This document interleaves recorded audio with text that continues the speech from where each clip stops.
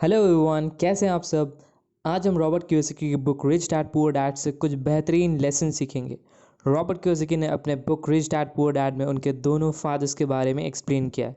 एक फादर जो उनके खुद के पिताजी और दूसरे डैड जो उनके दोस्त माइकल के फादर थे, जिनको रॉबर्ट कियोसाकी रिच डैड मानते थे। रॉबर्ट ने इस बुक में उनके दोनों फादर्स के बारे में एक्सप्लेन करते हुए उनके थॉट प्रोसेस को भी बताया। उनके एक फादर जो कि अमीर थे और दूसरे उनके खुद के फादर जो कि गरीब। उनके जो गरीब फादर थे वो हाईली एजुकेटेड और इंटेलिजेंट थे, जो खुद एक पीएचडी स्कॉलर थे, और दूसरी तरफ उनके रिच डैड जिन्होंने 8th क्लास भी कंप्लीट नहीं किया हुआ था। रिच डैड पुअर डैड में रॉबर्ट अपने दोनों डैड्स को कंपेयर करते हुए ये कहते हैं कि उनके डैड ये सलाह देते थे कि रॉबर्ट, तुम्हें किसी कंपनी के लिए काम करना चाहिए और खूब मेहनत करनी चाहिए ताकि तुम खूब सारे पैसे कमा पाओ। जबकि रिच डैड का ये मानना था कि रॉबर्ट एक कंपनी खुद चलाए अपने दम पर और लोगों को खूब सारी नौकरियां दे। रॉबर्ट के पुअर डैड उनको उत्साह देते कि रॉबर्ट एक स्मार्ट इंसान बने, तो दूसरी तरफ उनके रिच डैड इंस्पायर करते कि रॉबर्ट अपनी कंपनी के लिए स्मार्ट लोगों को हायर करें। दोनों डैड मेहनती थे, लेकिन जो उनके खुद के डैड थे वो ज़िंदगी भर फिनेंशियली स्ट्रगल करते रहे। और दूसरी तरफ उनके दूसरे डैड जिनकी हवा में बड़े से बड़े अमीरों में गिनती होती थी। रॉबर्ट कियोसाकी कहते थे कि वो इतने लकी है कि उनको अपॉर्चुनिटी मिली दोनों फादर के थॉट प्रोसेस को जानने का। दोनों फादर्स एजुकेशन को काफ़ी ज़्यादा सपोर्ट करते हुए नज़र आते थे, लेकिन दोनों ही अलग अलग तरह के एजुकेशन को सपोर्ट किया करते थे। उनके पुअर डैड का मानना ये था कि हमारी ज़िंदगी में पैसे से प्यार होना सारी फसाद का जड़ है, तो दूसरी तरफ उनके रिच डैड की सोच ये कहती थी कि पैसा ना होना सारी फसाद का जड़ है। उनके डैड हमेशा ये कहते कि मैं ये अफोर्ड नहीं कर पाऊंगा, तो दूसरी तरफ उनके रिच डैड ये बोलना अवॉइड करते और खुद से पूछते कि देखते कैसे अफोर्ड कर पाऊंगा। पुअर डैड का बोला गया सेंटेंस सोचने नहीं देता कि कैसे चीज़ आप अफोर्ड कर पाओगे, जहाँ दूसरी तरफ रिच डैड का किया गया क्वेश्चन एक साइंटिफिक माइंडसेट को दर्शाता है। एक ऐसे साइंटिफिक माइंड जो सोचने के लिए मजबूर कर देता है इंसान को।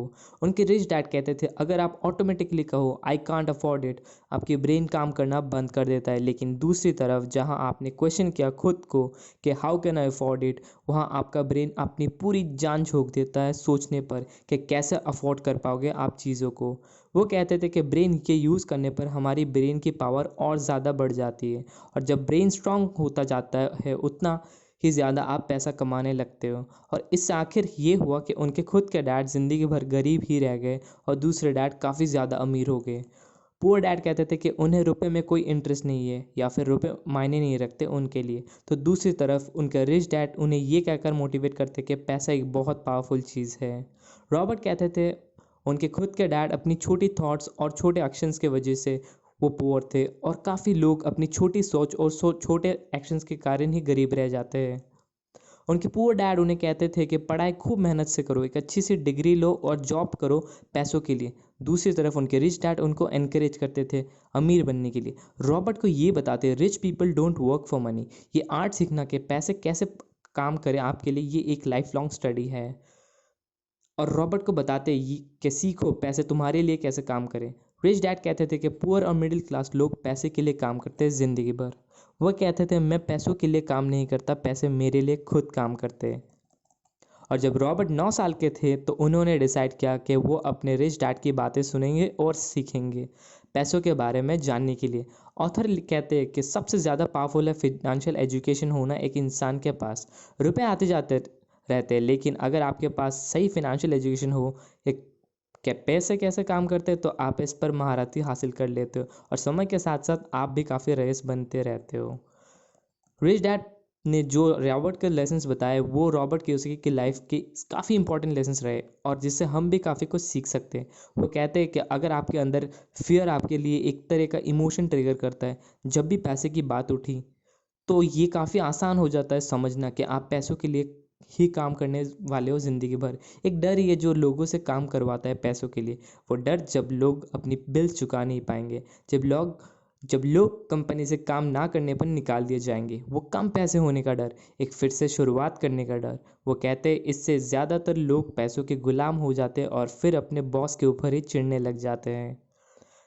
लोग इसलिए फिनेंशियली स्ट्रगल करते हैं क्योंकि उन्हें नहीं पता होता कि पैसों जो उन्होंने कमाए हैं उनको कैसे सही ढंग से स्पेंड करेंगे। उनके रिच डैड का एडवाइस था कि रॉबर्ट, अगर तुम रिच बनना चाहते हो तो सबसे पहले जानो कि एसेट्स और लाइबिलिटीज़ के बीच के फ़र्क को।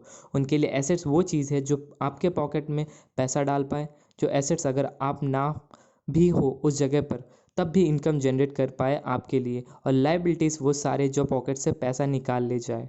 पुअर लोगों को ध्यान सिर्फ एक्सपेंस कॉलम में रहता है, वो कितना ज़्यादा एक्सपेंस करे, और मिडिल क्लास लोग लाइबिलिटीज़ को बाय करते रहते हैं ये समझकर कि वो उनके लिए एसेट्स है।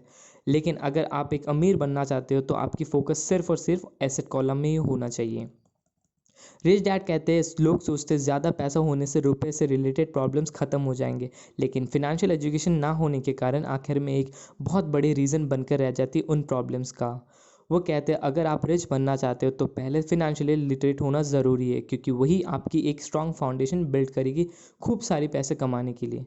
रिच डैड का मानना था कि ज़िंदगी एक चुनौतीपूर्ण होती है, एक अंधविश्वास और इग्नोरेंस के बीच। वो कहते हैं जब भी इंसान बंद कर देता है ज्ञान अर्पित करना तो इंसान इग्नोरेंट होने लगता है। रिच डैड का मानना था कि फेलियर इंस्पायर करती है विनर्स को, जबकि फेलियर डिफीट करती है लूजर्स को, और यही सबसे बड़ी सीक्रेट होता है विनर्स के लिए जो कि लूजर्स को पता नहीं रहता। और बुक में उन्होंने कहा है कि small thinkers don't get the big breaks, if you want to get richer think bigger first. इसका मतलब ये है कि छोटी सोच रखने वालों के लिए बड़े से बड़े रास्ते कभी नहीं खुलते। अगर आपको अमीर बनना है तो सबसे पहले सोच अपनी बदलनी पड़ेगी और एक बड़े सोच के साथ आपको आगे बढ़ना पड़ेगा। तो दोस्तों उम्मीद करता हूँ आपको ये बुक काफ़ी ज़्यादा अच्छी लगी होगी। मैं हाईली रिकमेंड करता हूँ आपको इस बुक को एक बार ज़रूर पढ़ें। नीचे डिस्क्रिप्शन बॉक्स में दिए गए लिंक से आप इस बुक को ख़रीद सकते हो। अगर आप हमारे नए दोस्त हो और ये वीडियो आपको अच्छी लगी तो सब्सक्राइब कर दीजिए इस चैनल को, और हाँ जी बेल आइकन को प्रेस कर दीजिए ताकि हम आपके नए दोस्त बने और इंस्पिरेशन आपसे भी मिलती रहे। चलिए दोस्तों फिर से आपके साथ मुलाकात होगी। Till then love you all, take care and thanks a lot for watching.